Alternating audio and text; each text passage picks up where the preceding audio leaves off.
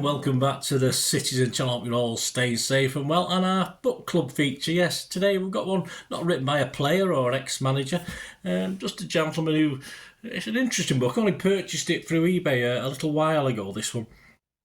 And if you watch my TikTok City vlogs that I've started doing, of course, I delve into this to have a look. I do have some myself, but of course I'll look at it. I'm not struggling on a minute. I'll delve into this because it's Manchester City minute by minute. Yes, by David Jackson. We're going to have a look at today, and I'm very interested in the 93-20 incident, of course. And so I looked at 90 plus 4, and there's quite a few. So I was going to just read that little section out to you.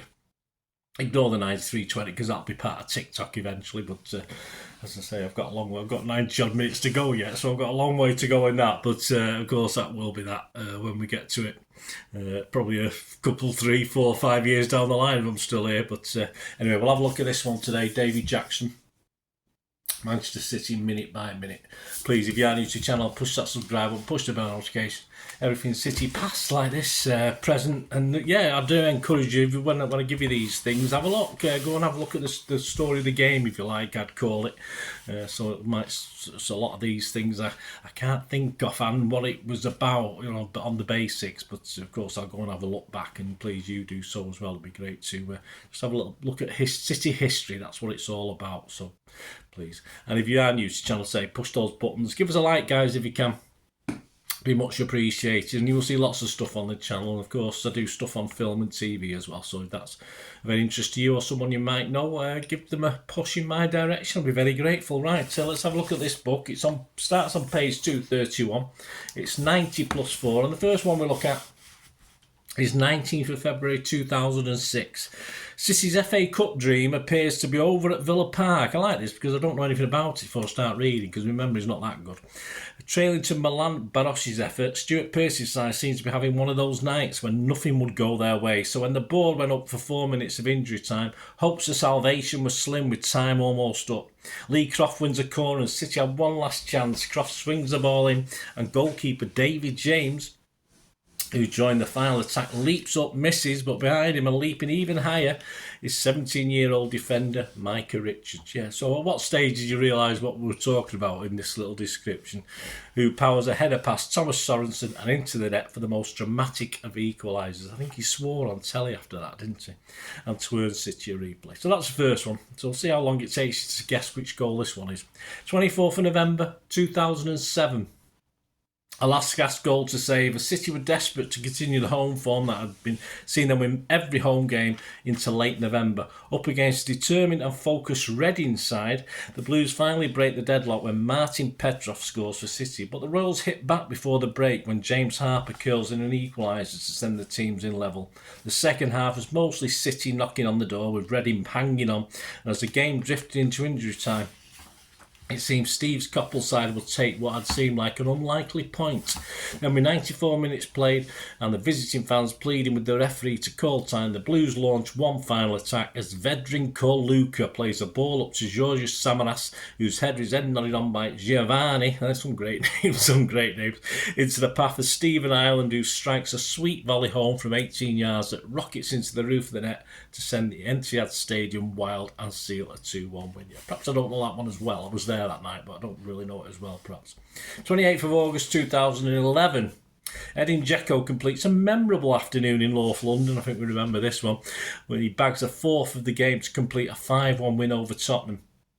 The icing on the cake comes when Dzeko exchanges passes with Gareth Barry, who prods a ball into the Bosnian's path, and Dzeko fires a superb curling left foot shot into the top left corner to give the keeper no chance as City send a warning to the rest of the Premier League. They're going to take some stopping in 2011-12. Certainly did. On to the 20th of October 2011, so another, again, the same season. There's a few this season. As City being held at home to Villarreal in the Champions League and time running out, the Blues launch one last hopeful attack. Pablo Zabaleta crosses low into the 6-yard box, and David Silva's extravagant back flick sees the ball head towards the far post, where Aguero lunges just ahead of Dzeko to bundle the ball over the line for a dramatic last gasp winner and reignites City's Champions League campaign in dramatic style. 23rd of October 2011, so only 3 days later. Arguably the best goal of the game sends City fans into ecstasy at Old Trafford as the Blues score a third in the space of 5 minutes to complete an historic and a record equally 6-1 win over Manchester United. A long punt is headed clear by the United defence, but only as far as David Silva on the halfway line, who cushions the ball up on his right foot as it comes to turn, and then half volleys an inch-perfect pass into the path of Edin Dzeko, who doesn't even have to break his stride before powering home his second and City 6 at the now near-empty stadium. Bar the 3,000 disbelieving City fans in the corner. Yes, lucky buggers being there that day. 5th of March 2012, with the Blues needing one more goal to seal a place in the Europa League quarter-finals, the proverbial kitchen sink was thrown at the Sporting Lisbon defence. 2 near-miss headers from Edin Dzeko and Mario Balotelli were just as preparation for the drama which was still to come. A corner deep into stoppage time presents Joe Hart with a chance of a rare venture into the opposition's box, and he remains there until the end of the game. Hearts are in the mouths as England's number one throws himself onto the end of a Nigel de Jong cross, executing a perfect header in the direction of the bottom corner, only for a fantastic reaction saved from his opposite number, Rui Patricio, in the Sporting goal, who diverts the ball around the far post. The referee blows for full time immediately after not allowing any time for the resulting corner. So there you go, just an event there rather than a last minute goal. The next one is 13th of May 2012. So we'll skip over that one because we know that one. And we'll say I will be doing a little special on that at some stage. So let's go forward. We've got a couple left now to have a look at in this 90 plus 4 minutes. 7th of May 2014. Just as City had done when hunting down United 8 points lead in 2011-12, the Blues had eaten away Liverpool's 8-point advantage to the point the Merseysiders had seemingly cracked under the pressure. With a game in hand, City could finally overtake the Reds in the penultimate game, with Aston Villa the visitors for a rearranged game. It was always going to be a tense night, even though Manuel Pellegrini's men were odds-on favourites to win. And though Villa had held out for more than an hour, City ground down the Midlands side and were 3-0 up by the time Yaya Toure picks up the ball in his own half and powers his way forward as perhaps only he could. His momentum takes him past 5 chasing Villa players who are powerless to stop him, and he finishes with a powerful drive from inside the box that sends the home fans wild and seals a 4-0 win. Definitely. And up to 17th of April 2019. When you think about it, quite a lot has happened to City in the 4th minute of added time. I think we agree with that. And while most events were joyous, generally, this one is torturous, and we all remember this one probably not quite as much as 93-20, but not far short. Leading 4-3, but about to be eliminated from the Champions League at the quarter-final stage on away goals, the Etihad Stadium goes crazy. It did, me included, and my lad, as Sergio Aguero races into the Tottenham box, squares the ball to Raheem Sterling, who sweeps a low shot home to seemingly put City into the semi-final with virtually the last kick of the game. I think we might have scraped it that year, wouldn't it, you know?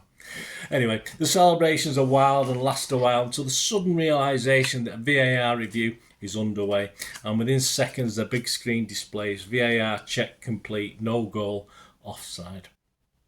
Tottenham fans instead begin to celebrate, and the final whistle goes soon after, sending the North London side into the semis. What a bloody waste of time that was with that load of rubbish. Anyway, yeah, so there you go, guys. A little bonus. We've not done just to round off. How about 90 plus 5? There's only one game they've put into this little book, and it's a big game, a very big game. 30th of May 1999. Remember it? Yep, I was there.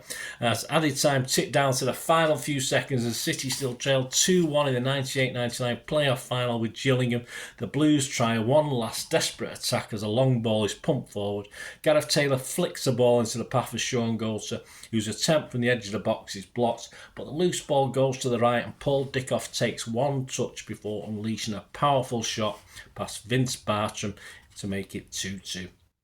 And send the game into extra time. It's a remarkable comeback by the Blues, who had trailed 2-0 with 90 minutes played, and the goal leads to wild celebrations among the 40,000 City fans inside Wembley. It certainly did. My lad's first trip to Wembley, that one as well. So quite memorable. There you go, guys. Great little book, actually, as I say, and it's great to go back and look at each individual game. You know, some stick out in your mind. Obviously, there probably half of them do, and the other half I'd have to even myself read up about them, even with my little bit of knowledge about City's history, of course. So just a great book by David Jackson, well recommended.